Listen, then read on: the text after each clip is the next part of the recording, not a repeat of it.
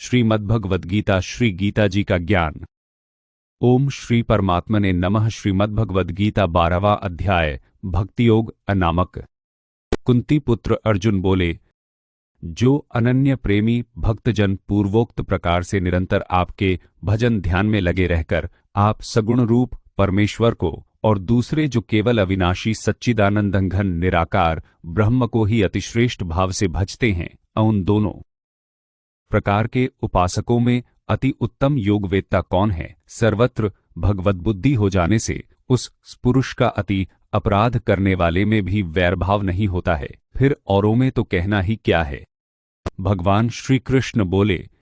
मुझ में मन को एकाग्र करके निरंतर मेरे भजन ध्यान में लगे हुए जो भक्तजन अतिशय श्रेष्ठ श्रद्धा से युक्त को होकर मुझ सगुण रूप परमेश्वर को भजते हैं, वे मुझको योगियों में अति उत्तम योगी मान्य है। परंतु जो पुरुष इंद्रियों के समुदायों को भली प्रकार वश में करके मन बुद्धि से परे सर्वव्यापी अकथनीय स्वरूप और सदा एकरस रहने वाले नित्य अचल निराकार अविनाशी सच्चिदानंद घन ब्रह्म को निरंतर एक ही भाव से ध्यान करते हुए भजते हैं, वे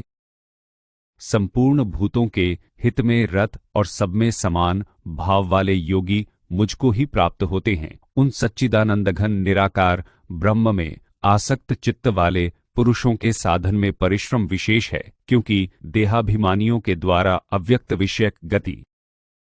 दुखपूर्वक प्राप्त की जाती है। परंतु जो मेरे परायण रहने वाले भक्तजन संपूर्ण कर्मों को मुझ में अर्पण करके मुझ सगुण रूप परमेश्वर को ही अनन्य भक्तियोग से निरंतर चिंते हुए भजते हैं, हे अर्जुन, उन मुझ में चित्त लगाने वाले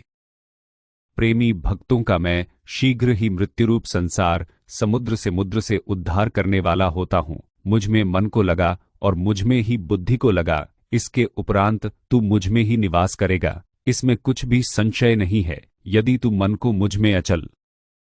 स्थापन करने के लिए समर्थ नहीं है तो हे अर्जुन, अभ्यास रूप योग के द्वारा मुझको प्राप्त होने के लिए इच्छा कर। यदि तू उपर्युक्त अभ्यास में भी असमर्थ है तो केवल मेरे लिए कर्म करने के ही परायण हो जा। इस प्रकार मेरे निमित्त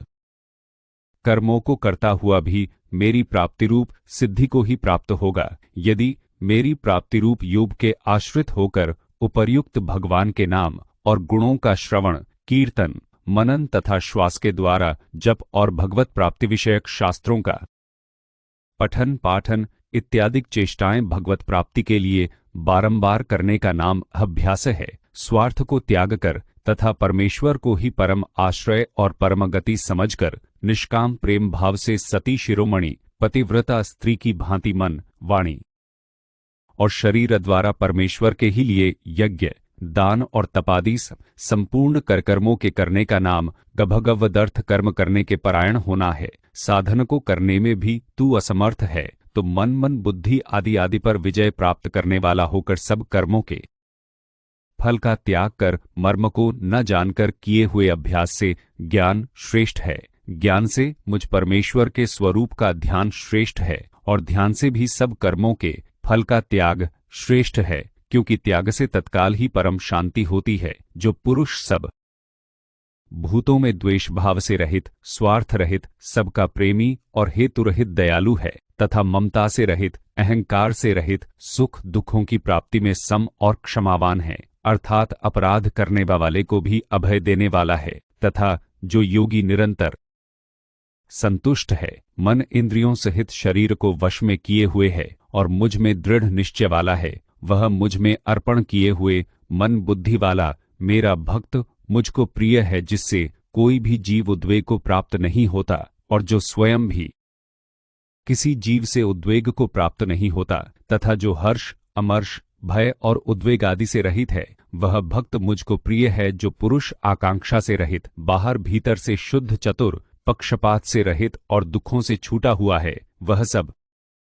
आरंभों का त्यागी मेरा भक्त मुझको प्रिय है। जो न कभी हर्षित होता है, न द्वेष करता है, न शोक करता है, न कामना करता है, तथा जो शुभ और अशुभ संपूर्ण कर्मों का त्यागी है, वह भक्तियुक्त पुरुष मुझको प्रिय है। जो शत्रु मित्र में और मान अपमान में सम है तथा सर्दी गर्मी और सुख दुखादि द्वंद्वों में सम है और आसक्ति से रहित है, जो निंदा स्तुति को समान समझने वाला, मननशील और जिस किसी प्रकार से भी शरीर का निर्वाह होने में सदा ही संतुष्ट और रहने के स्थान में ममता और आसक्ति से रहित है, वह स्थिर बुद्धि भक्तिमान पुरुष मुझको प्रिय है। परंतु जो श्रद्धायुक्त पुरुष मेरे परायण होकर इस ऊपर कहे हुए धर्ममय अमृत को निष्काम प्रेम भाव से सेवन करते हैं, वे भक्त मुझको अतिशय प्रिय हैं। ओम तत्सदिति। श्रीमद्भगवद्गीतासूपनिषत्सु ब्रह्म विद्यायां योग शास्त्रे श्री कृष्णार्जुन संवादे भक्ति योगो नाम द्वादशोऽध्यायः।